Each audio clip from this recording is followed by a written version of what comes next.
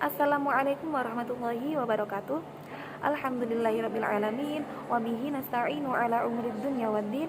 Wassalatu wassalamu ala ashrafil anbiya'i wal mursalin, Sayyidina wa maulana Muhammadin wa ala alihi wa sahbihi wa sallim ajma'in, amma ba'du.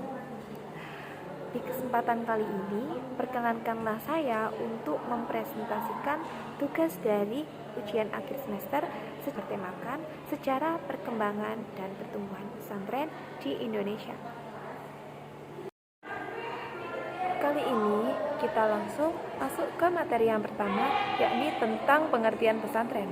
Pengertian pesantren sendiri berasal dari kata santri dengan mendapatkan imbuhan awalan pe dan akhiran an, sehingga memiliki arti sebagai tempat untuk tinggal dan belajar bagi para santri. Kemudian, untuk lebih jelasnya lagi, Sujoko Prasojo mendefinisikan pesantren sebagai lembaga pendidikan Islam Indonesia untuk mendalami agama Islam dan mengamalkannya sebagai pedoman hidup keseharian. Definisi dari pesantren menurut beberapa tokoh. Yang pertama adalah menurut Carol Steinbrink. Menurutnya, arti pesantren adalah suatu lembaga pendidikan Islam yang murni milik masyarakat Indonesia. Jadi, pesantren ini murni milik masyarakat Indonesia serta ada sejak sebelum kemerdekaan dan sesudah kemerdekaan. Yang kedua adalah definisi pesantren menurut Kiai Haji Abdurrahman Wahid.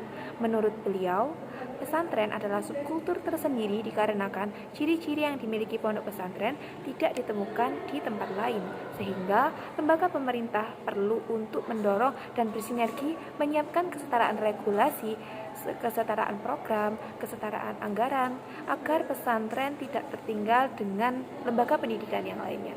Lalu yang ketiga, menurut Dhofir, pondok pesantren adalah lembaga sosial pendidikan Islam yang bersifat tradisional yang dipergunakan untuk mendidik dan mengajari para santri sampai benar-benar menjadi manusia yang berakhlakul karimah.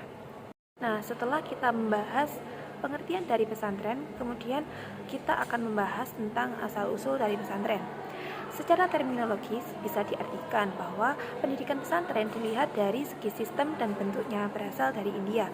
Sebelum adanya penyebaran agama Islam di Indonesia, cara tersebut sudah digunakan secara umum sebagai pendidikan dan pengajaran agama Hindu di Jawa. Selain pernyataan tersebut, persamaan bentuk antara pesantren dan pendidikan Hindu di India bisa dianggap dan menjelaskan asal-usul pesantren. Walaupun begitu, pendapat di atas tidak bisa langsung kita anggap benar dan menerima mentah-mentah karena banyak pendapat lain yang mengatakan bahwa pesantren memang dari dulu berasal dari tradisi Islam itu sendiri. Itu adalah tradisi tarekat. Untuk pertumbuhan dan perkembangan pesantren terbagi ke dalam 4 masa atau periode. Yang pertama adalah masa era Wali Songo, dan yang kedua pesantren di era Kerajaan Mataram. Yang ketiga adalah masa pesantren di era kolonialisme, dan yang keempat adalah masa pesantren pada era reformasi. Pesantren pada masa Wali Songo. Pada zaman Wali Songo ini, pondok pesantren memainkan peran penting dalam penyebaran agama Islam di Indonesia. Kemudian pada masa Kerajaan Mataram, yakni masa yang kedua, sekitar pada abad ke-17, lembaga pendidikan pesantren semakin mendapatkan posisi di masyarakat. Tanah Perdikan meluas menjadi sebuah kampung khusus yang memiliki fungsi keagamaan, sehingga pendidikan pesantren diselenggarakan pada Kerajaan Mataram, khususnya pada masa Sultan Agung, yang dibagi ke dalam 4 tingkatan. Yang pertama adalah tingkat pengajian Al-Quran, dan yang kedua adalah tingkat pengajian kitab, yang ketiga tingkat pengajian besar, dan yang keempat adalah tingkat pengajian atau pesantren tahasus. Kemudian pesantren di masa era kolonialisme. Kalangan pemerintah Belanda menimbulkan 2 macam alternatif. Yang pertama, yakni mendirikan lembaga pendidikan tradisional, dan yang kedua, mendirikan lembaga pendidikan dengan sistem yang berlaku di barat. Namun, pemerintah Belanda di sini mengambil alternatif kedua karena menurut mereka pendidikan pesantren ini terlalu jelek dan tidak mungkin dikembangkan di sekolah modern. Kemudian yang keempat adalah masa pertumbuhan pesantren di era reformasi.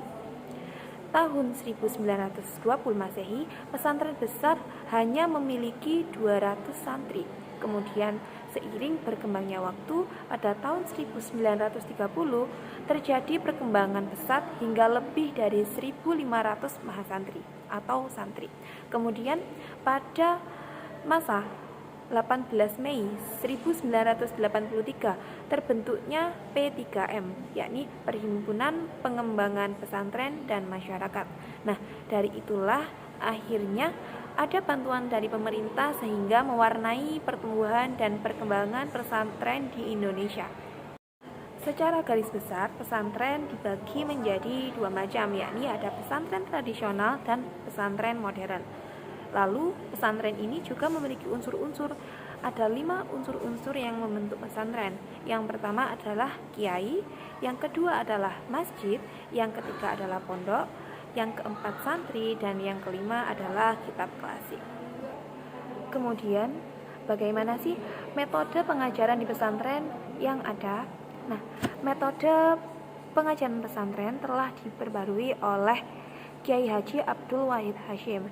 Beliau membagi metode pengajaran di pesantren ini menjadi 4 metode. Yang pertama adalah metode Bandongan, yang kedua adalah metode Sorogan, kemudian ada Badsul Masail, dan yang terakhir ada metode musyawarah yang senantiasa digunakan di lingkungan pesantren. Pertama, metode Bandongan. Metode Bandongan ini sendiri dilakukan oleh seorang kiai atau ustadz terhadap sekelompok peserta didik atau santri untuk mendengarkan dan menyimak apa yang dibaca kiai dari sebuah kitab.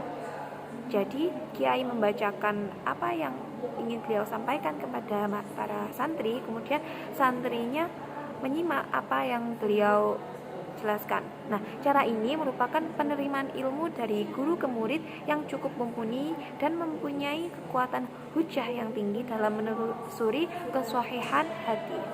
Lalu, yang selanjutnya ada metode Sorogan. Metode Sorogan ini termasuk sistem belajar secara individual, di mana seorang santri ini maju satu persatu untuk membaca dan menguraikan isi kitab di hadapan para mu'alim, para guru, juga para kiai. Nah, metode pengajaran ini termasuk metode pengajaran yang sangat bermakna karena santri akan merasakan hubungan langsung dengan kiai. Santri akan merasakan kedekatan secara langsung bersama kiai, serta santri tidak saja dibimbing dan diarahkan cara membacanya, tapi dapat dievaluasi perkembangan pembelajaran yang didapat oleh para santri. Jadi, memiliki interaksi langsung dengan kiai. Ada metode Badsul Masail. Badsul Masail ini seperti debat, yakni metode yang membahas ibadah, akidah, masalah agama, serta fikih dan semua masalah kehidupan sehari-hari pada umumnya.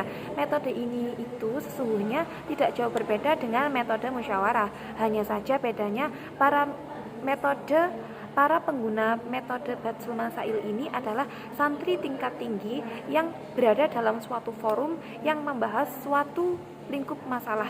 Biasanya dalam forum ini para santri membahas atau mendiskusikan sesuatu yang dipertanyakan jawabannya atau memerlukan solusi. Bisa berupa kajian fikih, pertanyaan tentang sehari-hari yang semestinya dilakukan, yang hukumnya benar seperti apa. Nah, ini mereka diskusikan lewat forum ini. Biasanya terdapat beberapa kelompok yang mendebatkan atau menyanggah, intinya beradu argumen untuk mendapatkan jawaban dari masalah yang ingin diselesaikan tadi.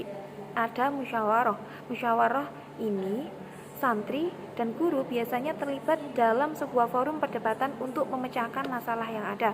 Dalam musyawarah sendiri, santri ini diperkenankan untuk berdebat secara bebas asal tetap memiliki etika dan kerangka acuan, yakni kitab-kitab utama.